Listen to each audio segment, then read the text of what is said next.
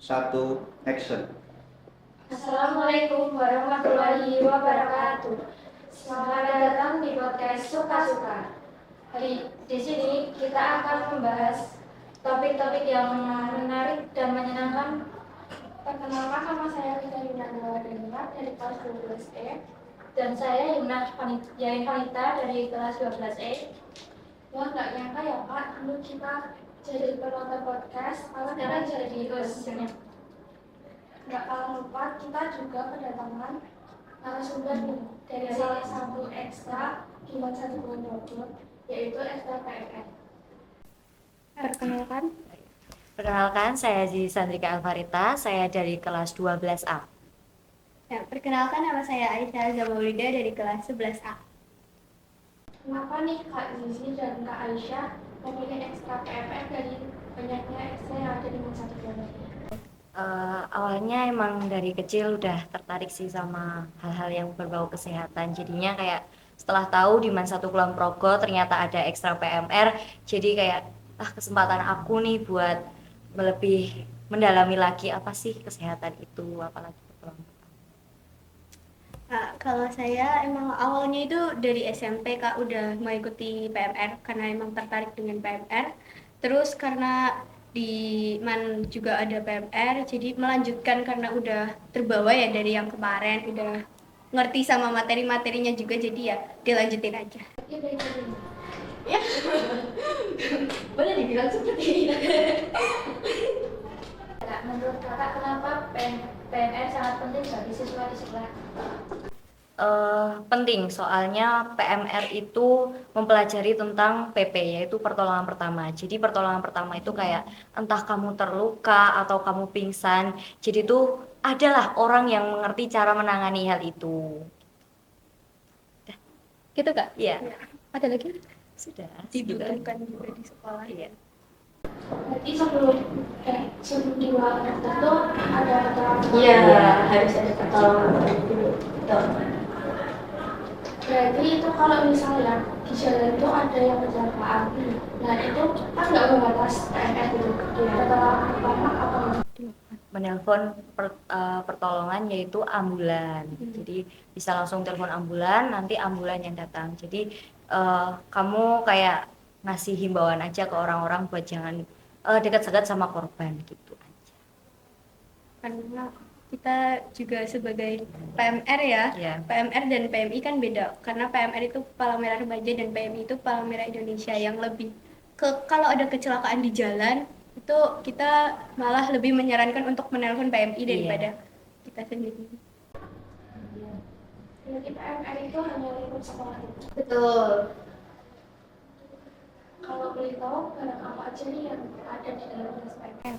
Kalau di dalam tas PMR itu yang pasti P3K. Jadi P3K itu kayak peralatan-peralatan yang buat menangani luka-luka ringan, terus luka-luka berat juga bisa. Beratnya itu seperti perdarahan dan patah tulang. Jadi kayak ada betadine, kasa steril, kasa gulung, terus habis itu NaCl, terus habis itu ada Mitela, yang pasti juga ada peralatan perlindungan diri. Jadi kayak latex, masker gitu. Ya, boleh Kak Ditunjukin. Jadi kayak kalau yang masih asing mungkin ini ya Mitela. Jadi Mitela ini gunanya buat memberhentikan perdarahan. Dilakukan pertolongan pertama menggunakan ini, nanti setelah itu baru dibawa ke rumah sakit. Cara kerjanya boleh. Ya. Tangan ini aja ya.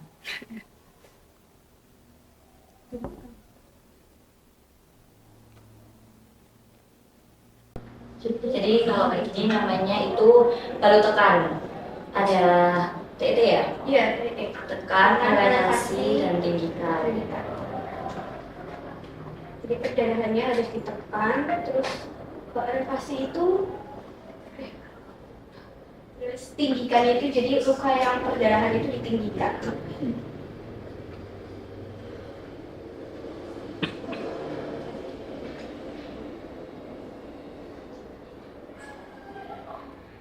Terus setelah itu ditinggikan seperti ini. Ya, oke. Ini nanti bisa digendong menggunakan mitela juga. Terus juga ada bidai. Biasanya tuh ada bidai. Bidai itu seperti papan kayu buat menangani patah tulang. Jadi tapi aku nggak bawa di sini. Itu kalau mitela itu ada ukuran khususnya gitu.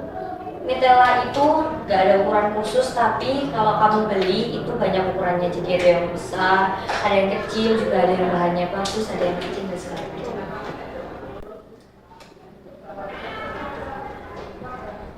Lanjut ya Kak. Iya.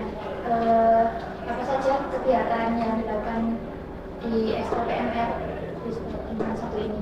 Untuk Ekstra PMR sendiri kegiatannya terdiri atas materi dan praktek.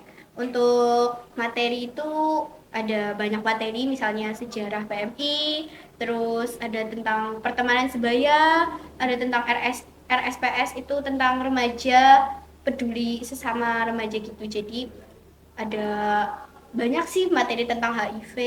Terus untuk praktek-praktek sendiri seperti ini tadi contohnya, kayak gimana cara menangani perdarahan, gimana cara menangani pendarahan, karena perdarahan dan pendarahan kan beda.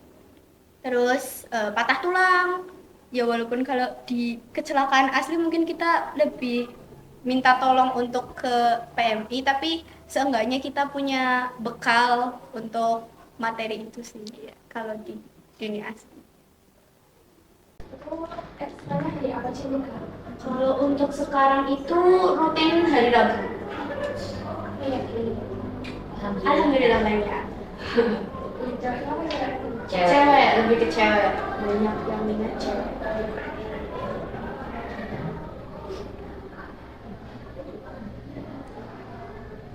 Apa kesan dan sama dari ikut PMR hingga sekarang?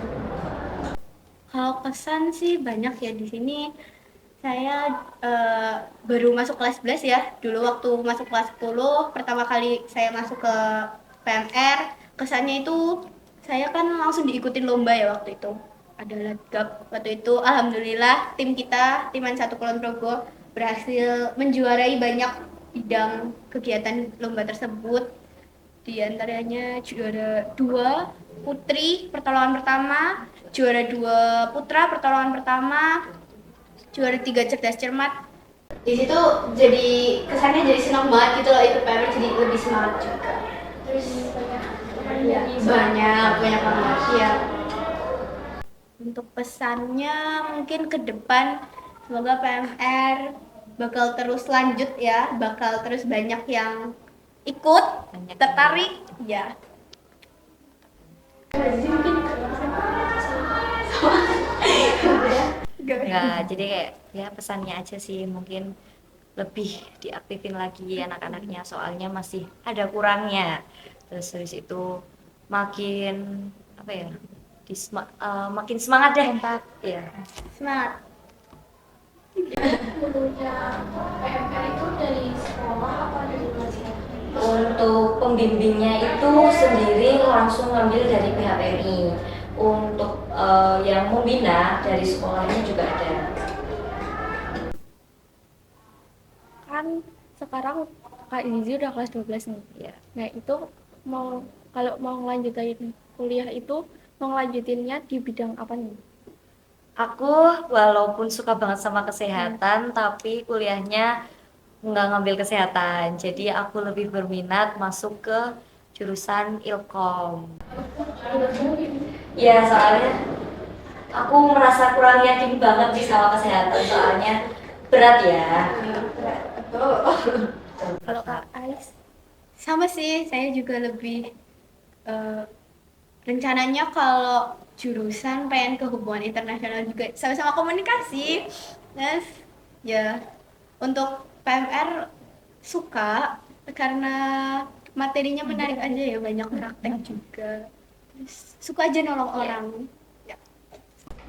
Selanjutnya nih Kak, kalau misal kakak di jalan ada yang kecelakaan atau butuh pertolongan, tapi nggak bawa peralatan, apa yang kakak lakukan? Kalau misal di jalan itu ketemunya sama orang asing, kemungkinan aku bakal nyuruh atau tanya dulu sama warga sekitar, nyuruh warga sekitar buat nelpon nih, telepon ke pertolongan pertama, yaitu ke PMI, nelfon ambulan.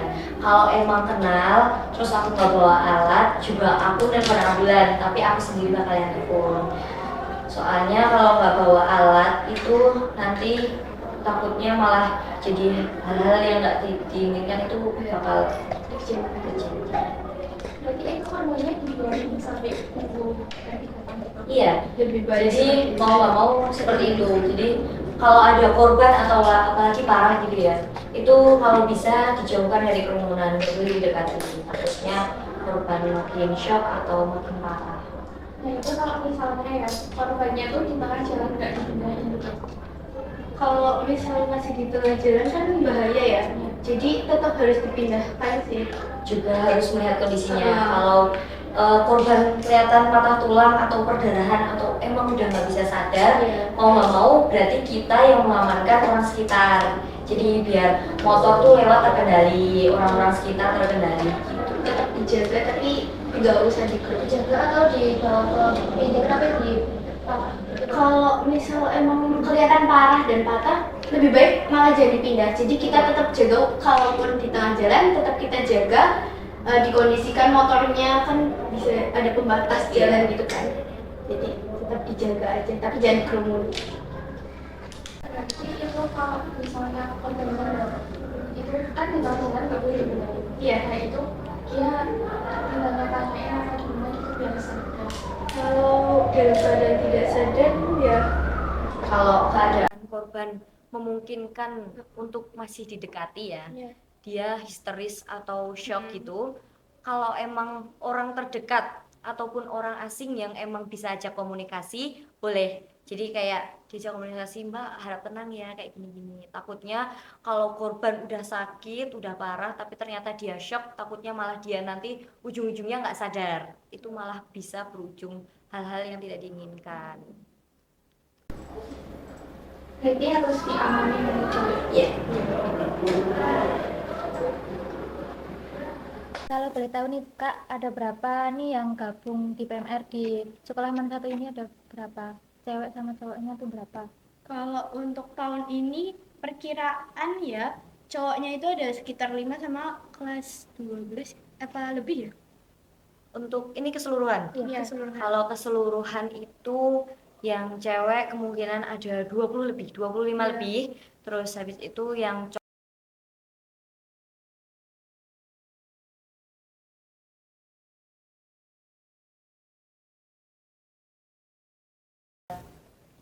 kemungkinan ada 5 anak. Iya, 5 anak atau 6. Jadi semoga teman-teman habis lihat podcast ini yang cowok-cowok Berminat. bisa berminat ke PMR. Hatinya terbuka gitu. Iya. Iya, terbuka untuk PMR.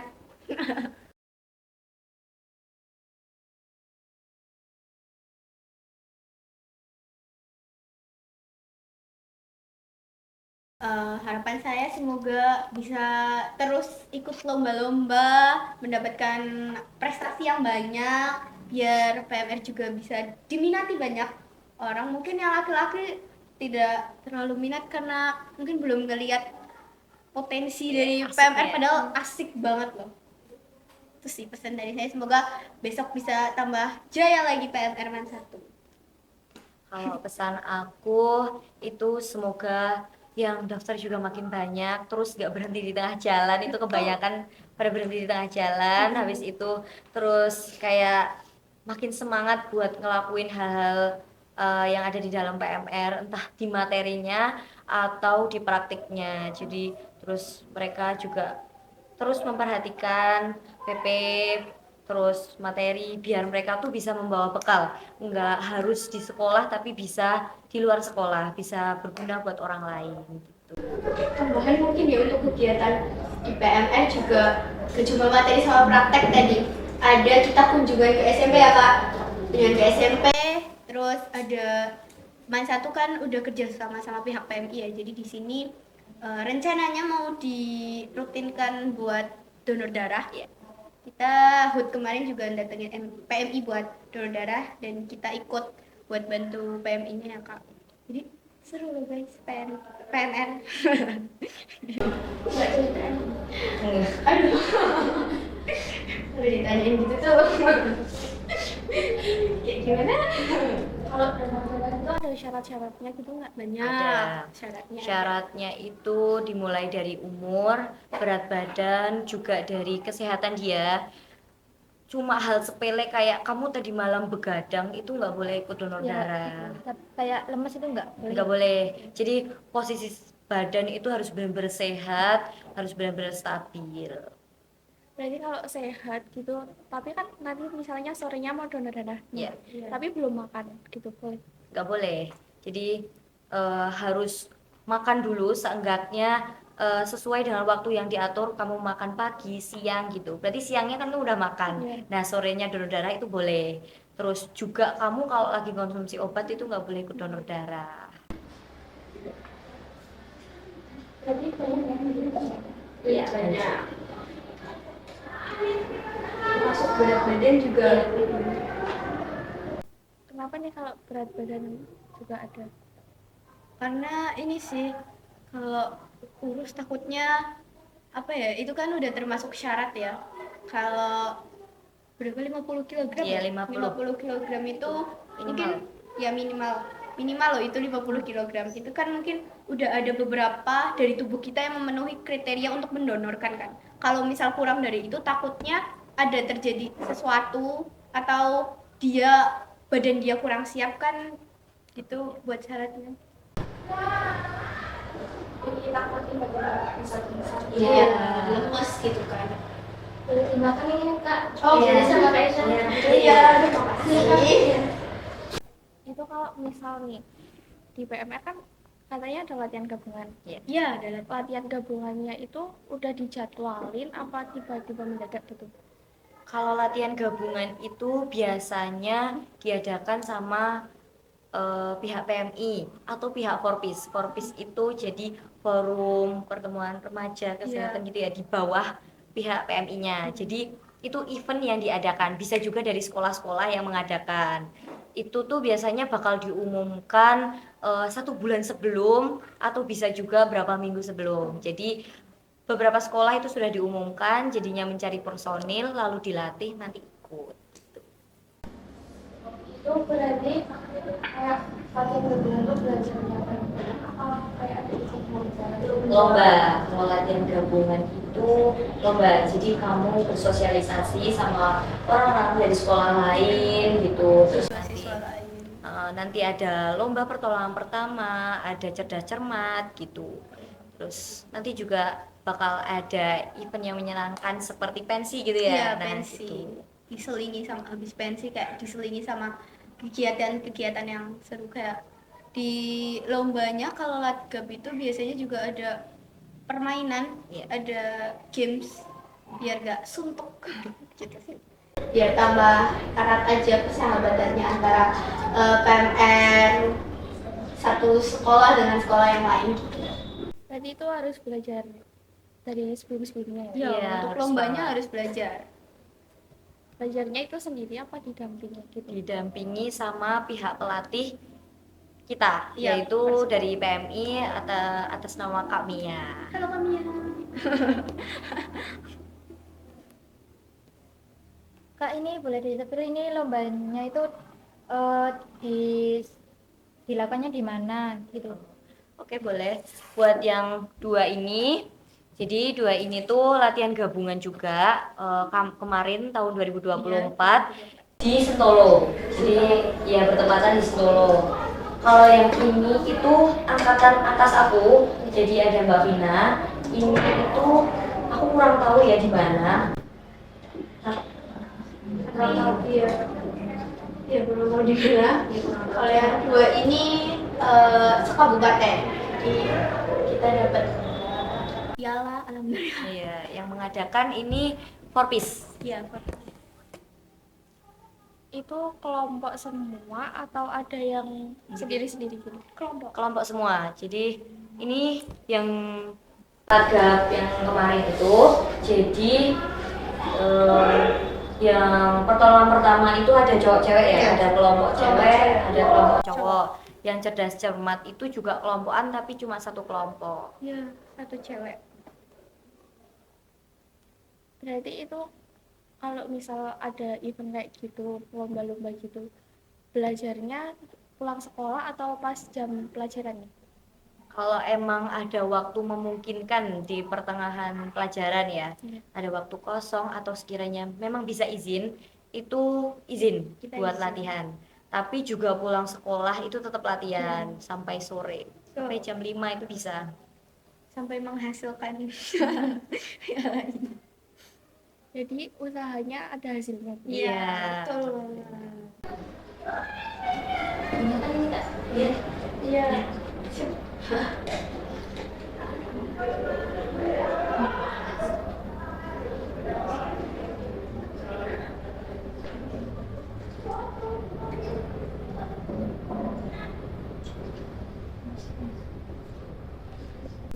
Terima kasih. Sudah ya Kak ini. Nah, Sudah selesai. iya. Terima kasih Terima ya kasih banyak ya. Kak Atas Zizi waktunya. dan Kak Aisyah. Terima kasih. Iya, sama-sama.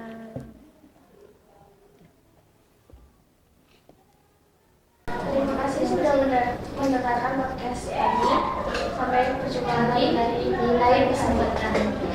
Assalamualaikum warahmatullahi wabarakatuh. Waalaikumsalam warahmatullahi wabarakatuh.